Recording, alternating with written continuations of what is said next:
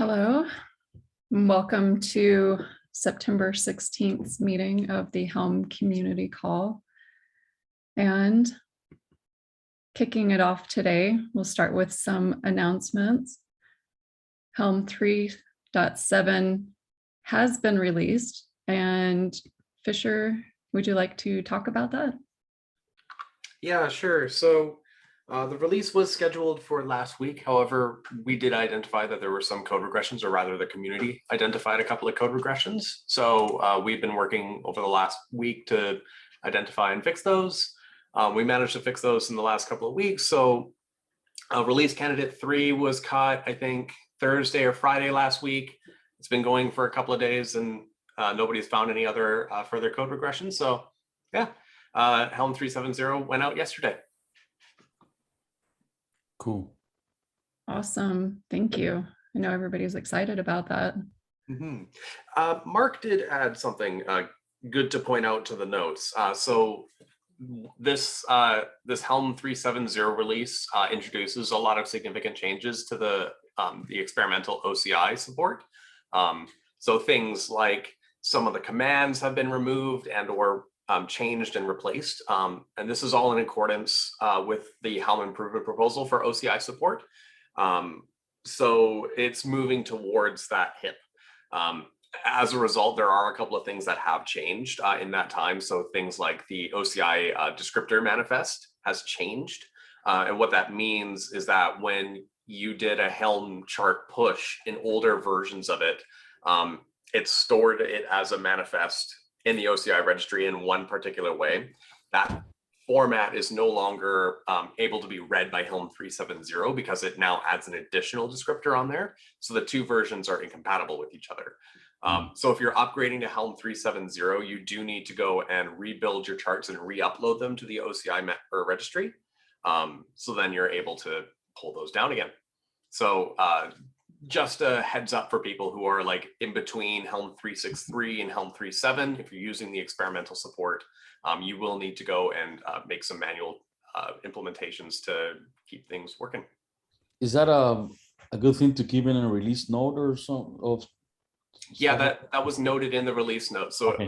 When I wrote the release notes, I made it explicitly clear that there are some breaking changes in there, and these things have been called out in there. The documentation still needs to be updated. Josh Dolitsky's not on the call today, but he's the one who wrote the pull request and made those changes. So I've asked him if he can go and make the documentation changes to the official Helm docs. But once that's in, then all of this will be in there as well. Excellent. So I'm going to be really nitpicky. Apologies for that. I really like the, so I jumped on the notable changes and looked at all of them. There is no section about OCI. So all the changes kind of follow each other. And then when we fall into the breaking change, I saw, Fisher, that you updated it compared to the email I got where you specified OCI manifest. Before it just said manifest. So when I first read it, having not followed the feature, I read that there was a breaking change where Helm 3.7, preventing Helm 3.7 from fetching charts built with older versions. So I'm still a little concerned it might mislead users who don't understand OCI. Maybe we should really put a wording that says this is just for the OCI charts, or yeah, we can definitely do that. I've updated the release notes to say that it's now the OCI manifest, so it should be clearer to users that this is not for chart repositories. And the other thing as well is that our backwards compatibility guarantees ensures that we're not making backwards breaking changes to chart manifest. So people should be able to expect that by now.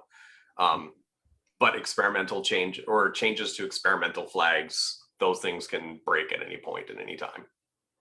So I'm afraid that people don't understand what, like normal humans won't understand what OCI manifest format means compared to normal charts. And they're just going to read that charts are not compatible.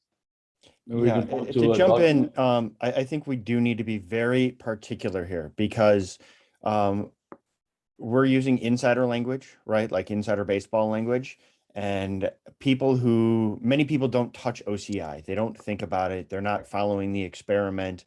And so when they see breaking changes, we have to be careful to just be particular and use their language and make sure that it comes across well, and we don't use insider talk. Yeah, so I that's exactly what, yeah, thank you. So if we could just update that sentence or put it in a section or something where, you know, If you guys have suggestions, then please go ahead and update the release notes. I'm not entirely sure what you would want to have the release notes reflect to make that more noticeable Okay, and more notable. So if you want to go ahead, you as a core maintainer are more than welcome to go and update the release notes to make that more clear. okay, I'll try to write something and post it in the chat here and see if everybody agrees. Thank you. Great. That was a great discussion. Thank you. Are there any other announcements? So to close that one out, so the action item, Mark, you're going to go in and look at the wording for the release notes, just to make sure. Okay. All right. Any other announcements? Okay. Then we can go on to the discussion. And first discussion point, Matt Fisher, Helm 3.8 release date. I see you put in January 12th. Is that too close to being after the holidays or what? Yeah, so I wanted to bring that up and kind of bring that to discussion to the rest of the core maintainers. So as part of the release process going into Helm 3.7.0, one of the things I had to go and update was the documentation. And inside of the documentation, there's the next release, and it also specifies a date. It's not totally clear when we schedule the next one, so I just wanted to bring to the call, when should we schedule the next Helm 3.8.0 release? According to the Helm improvement proposal for like the release schedules, I think it was every 4 months or every quarter. So if it's 4 months from now, that would land somewhere in January. And minor releases are released on every second Wednesday of each month. So I'm just trying to figure out what's a good time and what's a good date for the next version of Helm. So I'll jump in here. My 2 cents on it. The date we'd cut the release candidate is January 3rd. Most folks' first day back after the holiday break. I do like the time window of January because I looked it up. The Kubernetes release is set for early December, which is pretty typical for Kubernetes releases here. It's early December. And so that would hopefully give us a window to update any client libraries, things like that, that would change. Lately, that's actually been far easier than it used to be, thanks to the wrapper kube client we have of our own. We only have to update things in one place. So it's been a lot simpler than Helm 2. So I'm hoping that would happen, but I'm not sure about the 3rd. I would suggest that in this case, we push it back 1 week, because I think on the 3rd, we might come back and everybody might just forget to cut the release candidate, quite frankly. Yeah, that's a good point. I completely forgot about the release candidate needs to be released 1 week before. I was like trying to think of the next release date. So if we're in agreement to move to the next week after that, that would mean the second Wednesday of January would be around the time frame we would cut the next or the first release candidate, with the schedule being the 3rd week of January to be releasing Helm 3.8.0. And I think that gives people a lot of time to come back from Christmas holidays and or winter holidays in general.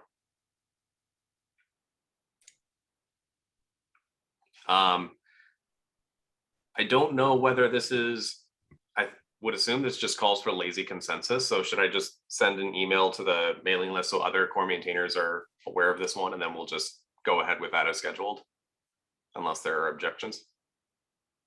All right. So I'll take the action item after this call to go and send the email just to notify everyone else so we all have that. And I'd say by next week, if there's no, like everyone's consenting to that, I'll go and update the calendar and everything else on that matter. Fisher, were you ever added to the calendar? I don't think I had your email when I did it. It's a good question. I have a different Google address than I do with GitHub. And Right. everything else. So if you don't mind, if you send them to me in private, and any other maintainer that I should put right now, last time I checked, it was just Farina and I think that had access, because I didn't have the official emails for other maintainers. Yeah, I'll send you an email after the call, or I'll Thank you. send you a message on Slack. Perfect. Thanks. Great. Okay, so moving on. I did put into the discussion follow-up from last week, the triage shadowing. Seems like it might be too much trying to pair people during, if somebody's doing triage, try to get somebody to shadow. So is there a special session that we can do for kind of walking people through how the triage process works? What do you think, Matt Fisher, Matt Farina? That's a good question. We haven't really kind of talked about shadowing or officially like a mentoring role in terms of the people who are signing on as triage maintainers. I think that might take a little bit of thought. Usually what happens is that the triage, or not the triage maintainer, yeah, the issue Sherpa or the triage maintainer usually kind of helps out with anyone who wants to shadow at that time. This week was a little bit crazy because it's just weird scheduling on my end. But I think in general, things like if people want to shadow other people in terms of going through the issue triage queue, that should be more than okay. But if we want to make a more formal role in terms of like mentoring people as they're signing on as triage maintainers, then we may want to kind of go back to the improvement proposal and see about like making that a more formal role. Well, it could also be a process. It doesn't have to be a role by itself, right? So it could be a process definition. Like these are the tasks that a shadow can take on, and this is how we verify those tasks, right? Mm-hmm. So it doesn't have to be a role specifically, if you want to think through that as a process. Yeah. So I have a question, maybe to clarify, Karina. When I saw that, I thought, oh, she's asking for us to find a volunteer to run a one-off session that a few people who might be interested could try sometime in the near future. I didn't think you were suggesting additional structure and process, but did I misunderstand that? Are we looking to add an ongoing thing, or is this more of a request for a one-off to start with? I think to start off, it would help having a one-off, because I think if we start talking about more processes, we're just going to be bogged down with talking about processes versus getting people engaged and getting them, working on actual issues and triaging and things like that. When I hear about more process, I just automatically think, oh no, we're going to spend more time talking. Does a one-off session sound like it would work? Yeah, I mean, it's worked in the past before. I think Martin Hickey's gone through that process. Mark, have you shadowed before?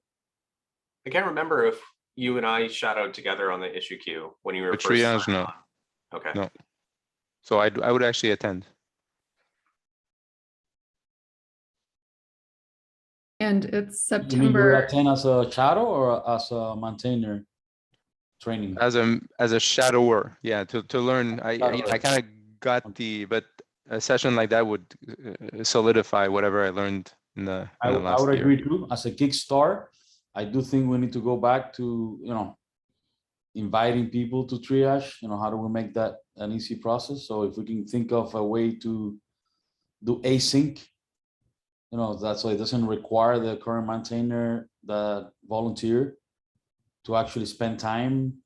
That will help, because then other people can come in, they know what to do, and they know what to expect from the current maintainer running the week, right? So, but we could discuss that in the one-off too. I think the one-off is a good idea, because that will, at least for me, I'm planning to sign up for triage maintainer, but it'll help me for sure. Also, I think that if it's possible, if that session could be recorded and could be already like something that we can share for someone that it's trying to be a triage maintainer and then want to know what to do. So they already have some content or some document or some something they can already understand the process, and then already doesn't mean that the core maintainers need to spend more time to just repeat some of the process steps. So what are you suggesting, that there's a prerequisite for the session? There's a prerequisite to read certain documents and things like that? No, the idea I always, when this one of session was to be recorded. So we had the session, but we put it in the video. So in the future case, we can show the video to the person. I So we see. don't need Yeah. we don't need the mentor to always do the same session. Got it. Okay, that's a good idea. Yeah, that makes sense. So as far as timing though, is this something going into, I see Bridget, you put in comments about KubeCon. Would this be good, leading into KubeCon or along with, hey, as part of, office hours or something else, we also have a triage session? Just a thought, since that's not too far away now.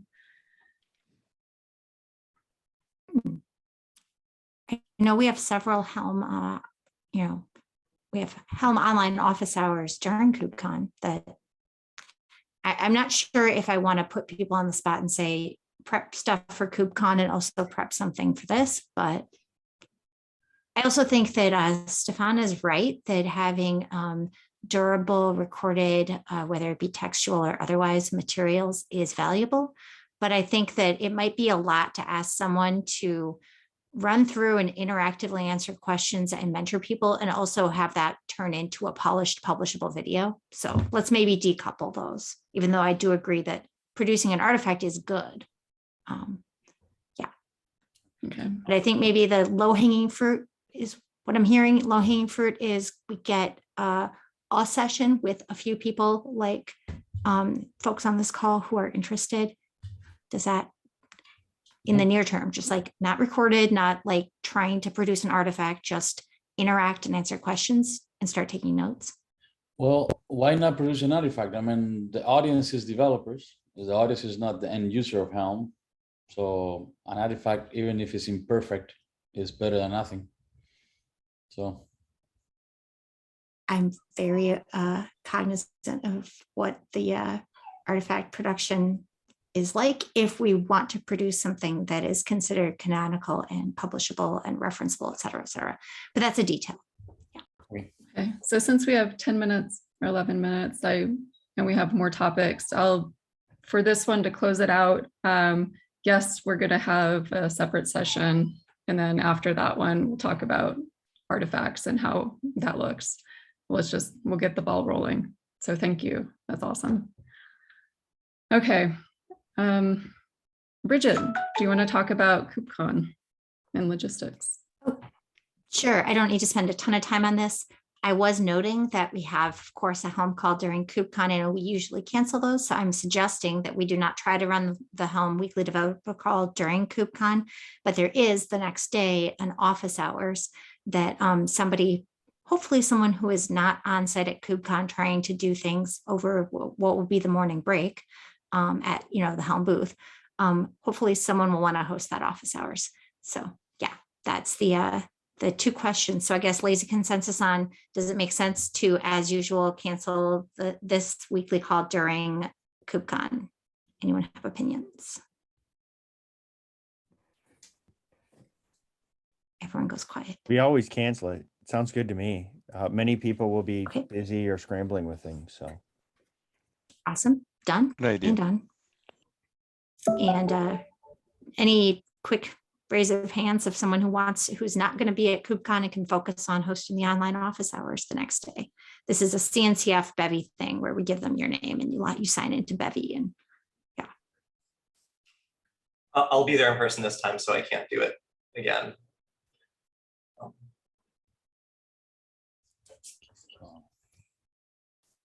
All right, we can ask that question again in the future. Moving on. Farina, I think you tried to say something. You're on mute. Oh, I was Okay, agreeing. we'll come back to, he was talking about me. What time is it at? Hold on, is that in the notes? Yes, it is at 10:30 a.m. Pacific. How long is it? 45 minutes. I won't be present, so I may be able to do it, but let me get back to you. Well, that means we won't get to hang out, Matt. Jeez. We won't get to hang out. I'll be speaking at a conference the next week, and I decided not to do 2 weeks in a row of travel. Selfish. Just kidding. No, that sounds great. Looking forward to that.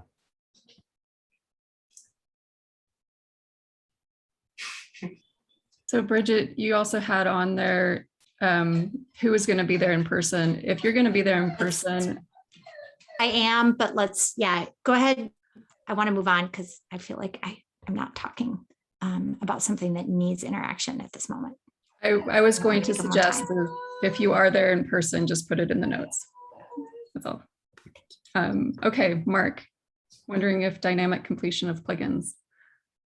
Yeah, so I saw a couple of interventions from the core maintainers about security risks. I know Butcher is really good at that. And it made me think that I didn't really consider, because I don't have all the knowledge about that, if the dynamic completion for plugins could potentially introduce something.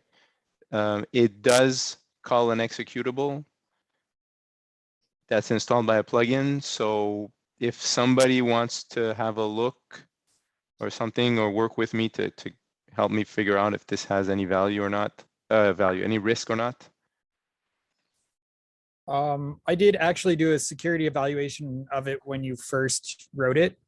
Oh, you did? Okay. And the conclusion was, and this was actually at the same time we were doing the security review, and the conclusion was the act of installing a plugin, when you install a plugin, it is your responsibility as the installer of the plugin to ensure that the plugin is safe, right? Because Helm will just use the plugin as is, and we can't necessarily get into the business of securing unknown third-party code on behalf of a user. So we decided that escapes and vulnerabilities that were directly related to a plugin that acted as a bad actor, or a plugin that had its own security faults, was outside of the scope of what the Helm core could manage to constrain. So, at the time, so the only thing I can think of is if there was the only thing I could think of in regards to your issue was if there was a way for a malicious actor to fake, to use the executing at the command line to be able to execute something other than the plugin queries. That would be a vulnerability. And to my knowledge, there isn't anything like that. I think it's okay. I think essentially, if somebody installs a plugin that was written maliciously, there's really realistically not much we can do because of the entire security model of a plugin. And that would include auto completion, falsely returning data in an auto completion. So that's kind of where I fell out on that. A good thing to check though, because I don't think we actually discussed this out loud at the time. It's just, as you know, I'm kind of obsessed with this stuff. So I did look at it at the time. I really appreciate that. Okay, so I feel better about it. Thank you.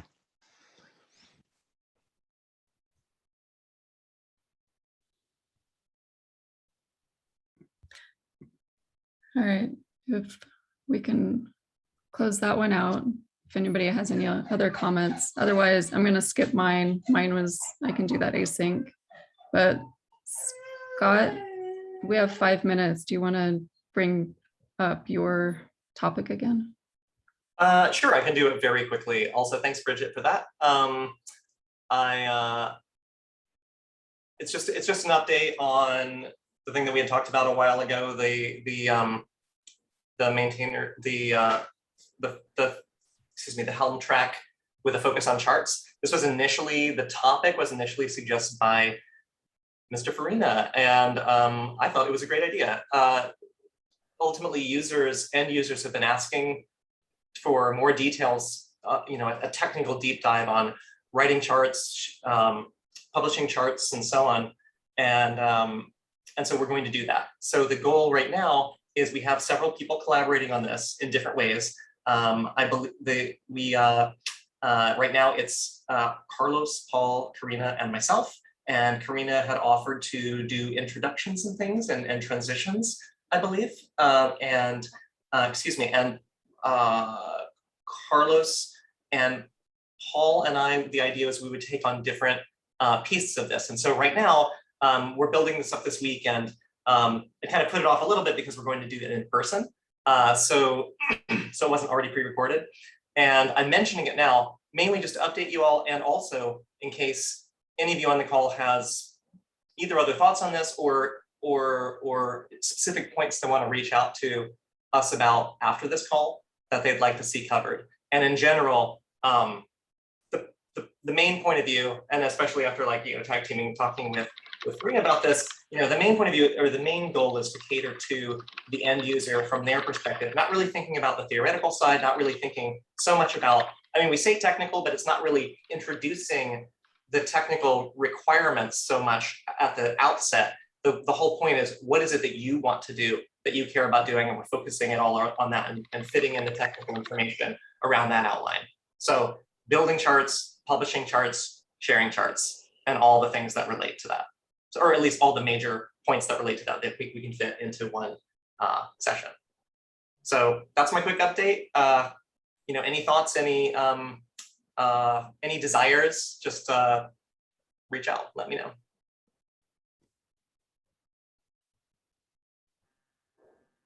I think it sounds like a fabulous session. I'm really looking forward to watching it and being there. All right, do we have any other?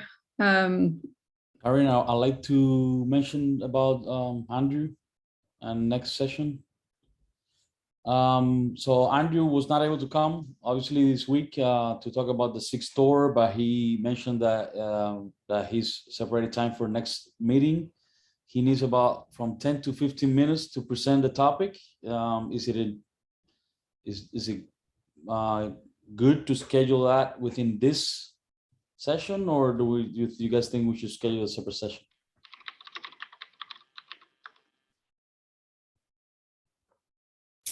It really depends on how full the agenda is. It's hard to answer that question. We don't usually have half the meeting being a demo. If you put it, we don't usually have that, right? Like a 10-minute demo. Not usually. Would it be a good idea for him if he could come with like a summary and then some links? That would be the best way to start discussion. Okay, I'll tell him, maybe we'll separate a session in the agenda, but not 10 minutes. It'll be a quick summary, and then we'll go from there.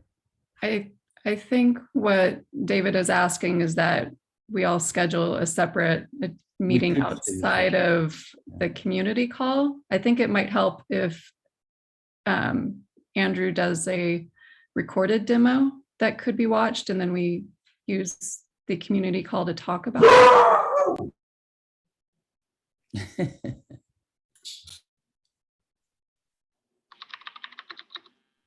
We lost your audio, Karina. Sorry, does dog and the postman. Does that make sense to you, Matt Farina and Matt Fisher? Matt Butcher, I know you, all right, all of you were interested last time when Andy was talking about it. Is that the ask to Andy, create a demo or pre-recorded that you can watch before the community call and then use the community call to discuss it? Yeah, we've had demonstrations at this call before, and we've had presentations being shown here where people do technical demos. However, it does tend to run up on the amount of time that we have allotted for talking and discussing about these things. I think it would be a good idea if we had a recorded session that Andrew had worked on and kind of demonstrated the project. And then we just bring it to the call to discuss about the technical details of that. We can kind of discuss that more on the call. That way, then people can kind of be here. And if they want to see the video, they're more than welcome to see that. And then we can have that contextual or that context when we start having that discussion. Otherwise, if you do want to have like a meeting with a couple of the core maintainers and have or schedule the time, then you'll probably just have to send an email to a bunch of the core maintainers and ask if anyone wants to be present for that. It's really however you want to go with that. But yeah, I think the most fruitful thing for this call might be a recorded session with and bring it as a discussion item to the agenda. I do want to add that if you did a recorded demo that just showed this off and you put it up on YouTube, that it's far more shareable than bringing it even here or trying to hold a meeting. So if people like it, it's far more easy, can be more easily tweeted and shared with folks too. Hey, Just a this is thought. this is good marketing. This gets on YouTube too. So if it happens in this call, is even better. But that's fine. Is the discussion to be here, and then that can point to the, that's fine too. Awesome, thank you. And we are at time, we're over time. Would anybody like to volunteer for triage next week? We have a moderator, we have notes. And we can do that async as well. So everybody, thank you for joining us today, and we will see you next week. Thank you. Bye. Bye.